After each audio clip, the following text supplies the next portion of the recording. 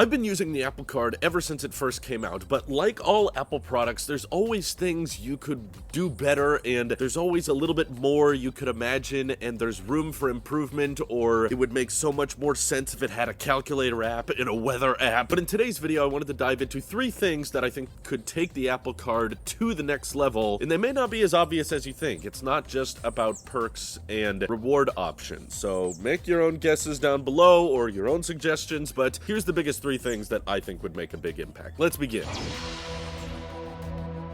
First of all, I'm kind of surprised we've made it to 2022 and Apple has not expanded on the Apple Card program very much. I mean, the most obvious direction that I would love to see it go into is making more Tier 3 or Tier 4 credit card level status, where it's not a free-to-use credit card, but the rewards typically make the annual fee or membership worth it, especially since Apple has now launched Apple One, and I see there's somehow a bunch of you guys that can justify the cost. I'm not one of them, but there's people with Apple One Family and Apple One Premier. I feel like there's a way to tie this into the Apple Card program a little bit, especially if you have Apple One Premier and you have an Apple Card. Maybe that could allow you to get better cash back, maybe 2% everywhere and 6% back at Apple. You could get some priority when iPhone pre-order season comes along, or to rope in the Apple Card annual membership, you know, an Apple Card Pro or Apple Card Plus of some kind with the iPhone upgrade program. So yes, it would cost money to use the credit card, but you would get so much cash back, or you could get Apple Care included on several Apple products you buy throughout the year. Because there's such a large and likely very rich demographic of people that spend a lot of money on Apple products pretty frequently, I think there's room for improvement in the rewards program and to offer some kind of higher tier. Apple Card Premier, I guess that could be Apple's way of branding it, would probably end up being fairly popular for all of the Apple spendaholics out there. I mean, think of all the YouTube channels that could take advantage of this credit card if there was a higher tier option that offered some other perks. I've talked about that for years. I've even made videos about that a long time ago, but I wanted to expand a little bit more on what I think the physical card could be capable of, and I was actually very much inspired by one product that was technically announced at CES, which I consider to be the concept electronics show, but Chipolo actually created this little card that's supposed to fit in your wallet, and it's compatible with the Apple Find My network, and that got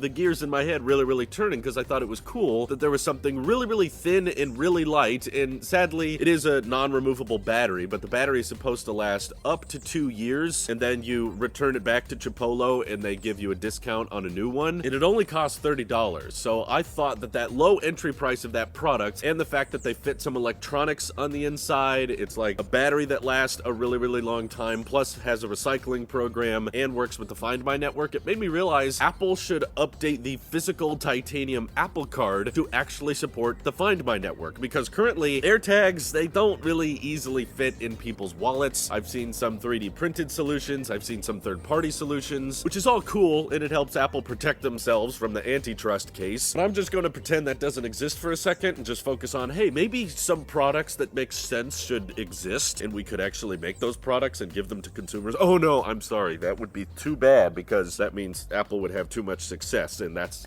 illegal, I guess. But seriously, maybe the card itself has to get a little bit thicker. Maybe it's not quite as thin as the current titanium card, but if Apple, you're going to include a physical card anyway. I know that for the most part, I know Apple wants everyone to use Apple Pay and not need a physical card, but so far, everyone who signs up for the credit card needs to get the physical one. If you're going to send out a physical card to everybody who's clearly a fairly big fan of iOS and using their iPhone, that means they could slide this updated Find My compatible Apple Card into any wallet, essentially. It could be a small compact Ridge wallet, it could be a traditional leather wallet that you've had for 80 years. Now that wallet is suddenly compatible with the Find My network, and if you leave it in an Uber or you leave it at a restaurant, falls out of your pocket or something, you would have a very easy and Apple integrated way of tracking that wallet down. Every couple of years or so often the battery runs low, so Apple can send you a new one. That makes a ton of sense to me because the titanium chips and starts to show signs of wear over time anyway, so you just get a free credit card every couple of years. payments. And if that cost is too high, then sure, I don't see any issue with Apple just charging people for that service. You can have like a free Apple Card that doesn't cost you anything, which is what we have now. And if you're willing to spend the extra 30 bucks every 2 years, maybe Apple could simplify that in the wallet app and just say, hey, if you want to spend like $2 a month, we'll throw in to Find My compatible Apple Card so that you can track down your wallet if you lose it. Or if even someone steals your credit card and is running off with it, it'll be in the Find My network. So for one thing, you can deactivate it, but for two, you can figure out exactly where the criminal went, right? So that's just one way I think the physical card could be taken to the next level, because it's not just about rewards, it's not just about perks, it's about drive, and it's about features, and it's about how it incorporates into our ecosystem. Number 3 is probably the most common request I've seen over the years, so I felt like it should be highlighted in a video, as complicated as it may be. Yes, my third wish is that the Apple Card would come to other countries. It's ridiculous that it's still been restricted to the United States for this long, and I know it's difficult to launch credit cards with other nations having different financial law systems, and it probably could not retain the same cash back offers that they have in the United States. At least from what I've seen in other countries, getting credit cards with 1%, 2%, 3% cash back is not very common. But Apple is like the largest company in the world, and I think that they want people using the credit cards so that they can collect a small fee on every transaction. So the more credit cards you have sent out to more and more people, the better the service can be for Apple financially. And even if the rewards have to take a bit of a hit, I still absolutely agree bringing the Apple Card into more nations and more demographics makes sense. Even if the rewards wouldn't be as great in other countries, I've actually really appreciated how the Apple Card has made building credit and introducing the concept of credit cards to people insanely simple. You know, like, it becomes painfully obvious to miss a credit card payment with the Apple Card because of how intuitive and simple the user interface is in the wallet app, plus the push notifications, you know, the regular reminders that say, hey, by the way, this is how much you have to pay by this time, and if you don't pay that much, here's the interest fee you're going to be charged. I've never seen another credit card that makes it that simple and that easy, especially considering, you know, you do it all through the same Apple ID and password that your iPhone uses, which means you don't have to have another crappy banking app that's not going to update their stupid software in time for the new iPhone launches, that's not going to be as clunky and forget your biometrics or start emailing you like crazy that, hey, we had a breach in security, you need to change your password again. All the third-party banking apps I've used are really, really annoying, and they make it fairly easy for you to, like, miss a credit card payment, right? Because they have a lot to financially gain from you being irresponsible, whereas I just think the Apple Card with the Wallet app has been incredibly transparent, very easy to set up, and I think that it would be a great way to introduce credit cards for a lot of younger people who aren't really sure how they work and want to avoid interest payments but still want to build credit. The Apple Card with its ease of use would be great at that in other nations. So that recaps the 3 things that I think would make the Apple Card even more impressive than it is right now. What's on your guys' wish list? Is there anything I did not cover or things that you think would make a big difference? Feel free to let me know in the comments below. This is your Apple Sheep here. I'll see you all in the next one.